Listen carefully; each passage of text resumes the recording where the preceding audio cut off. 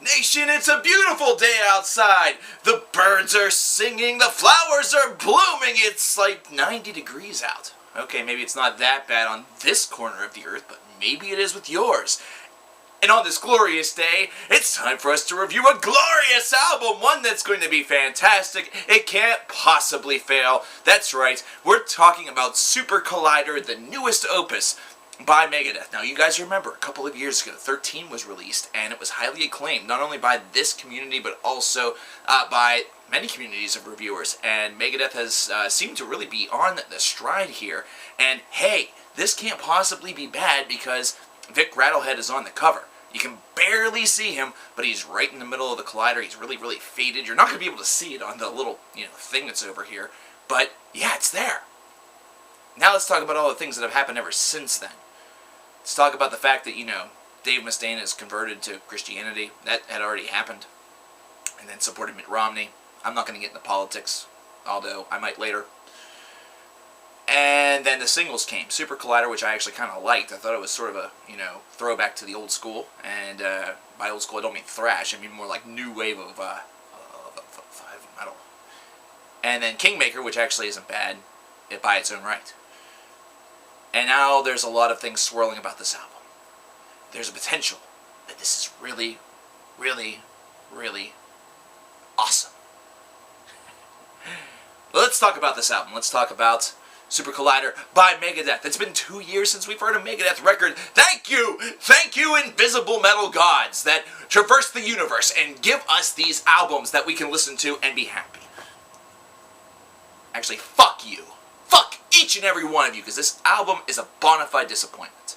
Yeah, I'm going to just get it right out of the way and basically post my feelings on this within 2 minutes. That way, if you guys don't want to hear me bitch for 5 fucking hours, you can click off the video. This is a bona fide disappointment, and let me tell you, 45 minutes in length, that's usually where I say that's a very good length. That's where you want to be, because whenever it's about 40 to 45 minutes in length, it's just long enough, that way it's not going to seem as though it's in and out, like that, but it's not so long that you're going to feel like it's dragging on and on and on.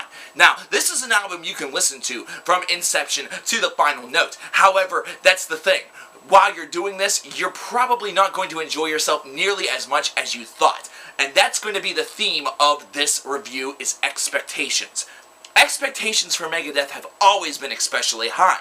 That's the reason why albums such as Cryptic Writings and Risk are seen as such failures. They're seen as such flops, as such negative albums among the community. Aside from the fact that they also showed a real explorative risk, literally, away from the band's trademark sound. It was something where they did not really appreciate the kind of dumbing down idea that occurred on these albums and seemed to be starting a little bit on Euthanasia, which I really, really like.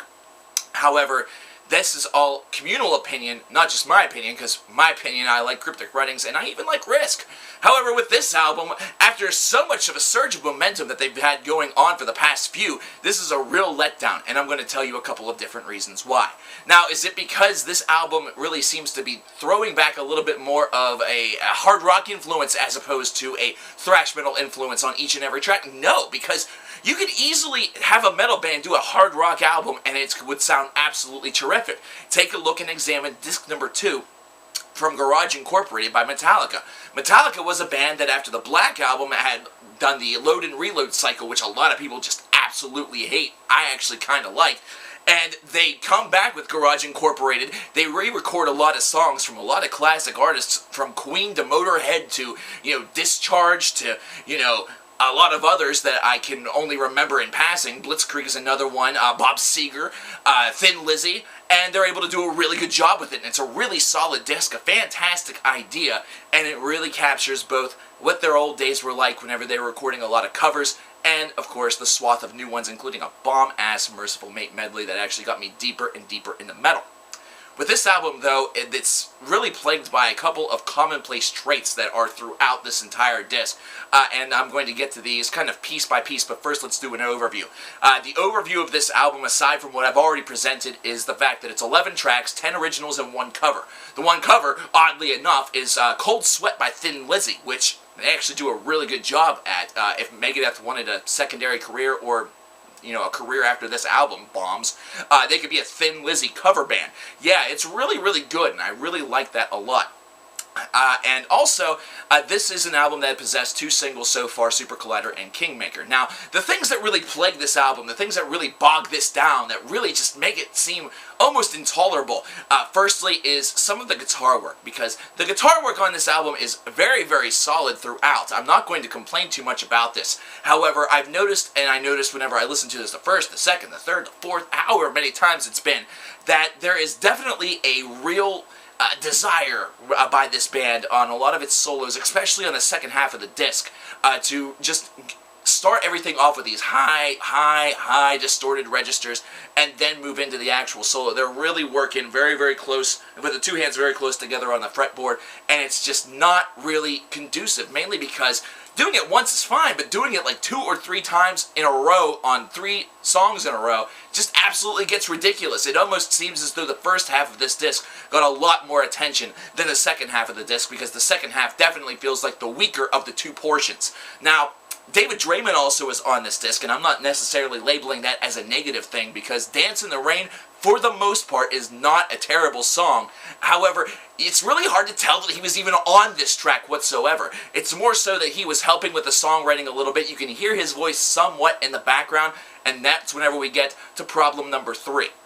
Problem number 3 is that the mixing job that was handled on this album is in some places very, very imbalanced and not very good for what they were perhaps trying to go for. For example, in the tracks where you hear voices distorted in the background, you don't hear them very well. Now, I understand that partially that's the point. However, it's to the point where you really have to strain your own hearing in order to hear just about anything at all and try to make out what's being said. A great example is in Forget to Remember, where there is a part that seems to resemble 1,000 Times Goodbye from back in the early part of the 2000s, where you hear a feminine voice in the background, almost like on a telephone call, and you can barely hear it. Remember 1,000 Times Goodbye, how clear it was? The clarity was fantastic. You could hear everything that was going on. You understood the conversation that was attempting to be portrayed in the song. You can't really get that same experience on this track. Not to mention the execution of it is not as good as the execution on 1,000 Times Goodbye. Now, finally, and perhaps most importantly, I have to declare this album the Dave Mustaine Megadeth After School Special album. That's absolutely right. If there's one thing that's going to make this album Supercollider into a whole fucking brick wall of fail and shit, it's going to be that. Some of the lyrics on this album absolutely just make me think about sitting down in front of my television whenever I was a little shit, and I turn it on, and they're talking to me about the dangers of drugs. They're talking to me about how you need to be kind to your neighbor. They're talking to me about how you need to do this and that, and the more you know, and all this other crap. And that's what I feel sometimes on this album. I feel as though I'm being preached to. I feel as though that I, a late 20-something-year-old gentleman, is being preached to by a guy who's probably in his 50s. I didn't do the research, nor do I care.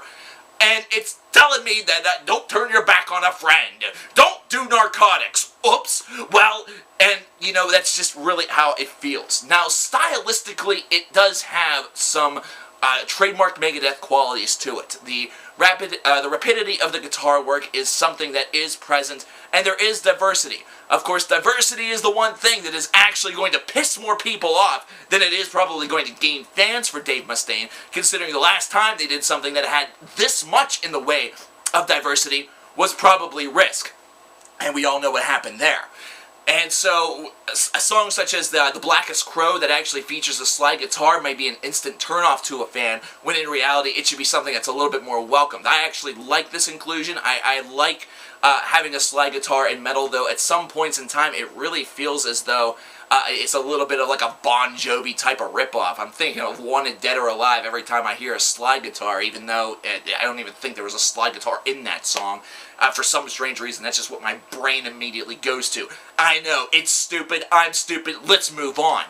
So overall, this album has good qualities, but it has a lot of negative qualities. So where do we really balance this out? Where the fuck do we balance this out? Well, how about we give it a score? Let's just roundabout it, call it a 6, and let's get into the finale of this fucking album review, and I'll get to this conclusion. I've been thinking about this for more than 48 hours. Don't fuck this up now, CKN. Dave Mustaine, I used to look up to you. It was to the point where my girlfriend and I had a joke that you were my secret husband. Well, the divorce papers are legal. The divorce has gone through. And because of this, you have made probably one of the most convoluted pieces of shit that I have heard in quite some time.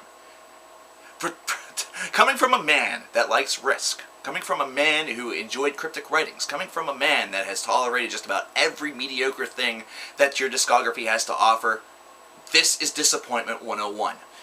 This is me asking you forthright, is this what happens whenever you accept Jesus Christ into your life? Is this what happens whenever you decide to support Mitt Romney and go against the, pro-Republican agenda? Is this what happens? I would really hate to think that having those two items enter into your life is resemblant to sobriety. Everybody says that sobriety with musicians doesn't work because the work that they put out after being sober is just not as good as whenever they were trashed. As though the demons inside of them were able to control them and make them better musicians, like that stupid satanic propaganda video last summer tried to boast and behold. But if it's really to the point where the inclusion of these two ideals into your personality, your persona, has been what has crafted this, which I don't think it is, but just in case, take a step back, stop it. Secondly, whenever I looked at the liner notes for this album, I noticed a lot of things that just had your name by it. I think that's a little bit more of inclusion from the other members of your band, a little bit more feedback, some more writing credits that involve more people than just Mustaine, Mustaine, Mustaine, may have actually made this even more tolerable. I'm not saying that this isn't your band. I'm not saying that this isn't your project and it should be all about you. However, I think that this should be a lesson that you should learn. Whenever it's Mustaine, Mustaine, Mustaine, Mustaine, Mustaine, it doesn't always mean amazing, gold, fantastic, oh my god, orgasm. No. It doesn't. I'm not going to call this worse than Lulu. I'm not going to call this worse than Saint Anger. I'm not going to call this worse than a Divinium Insanus dedicated to chaos, frequency unknown by Queensryche. No, because it's not. I implore to you guys, please do not overlook this album completely, because it does have moments on it. However, I do give you the warning. I do give you this warning, and I can't stress it enough, that this is an album that's going to try your patience. This is an album that's going to make you feel kind of dirty on the inside for listening to it. So you're going to feel preached to. You're almost going to feel like you need a shower because he's delivering squeaky clean sermons, and you may want to wash your ears.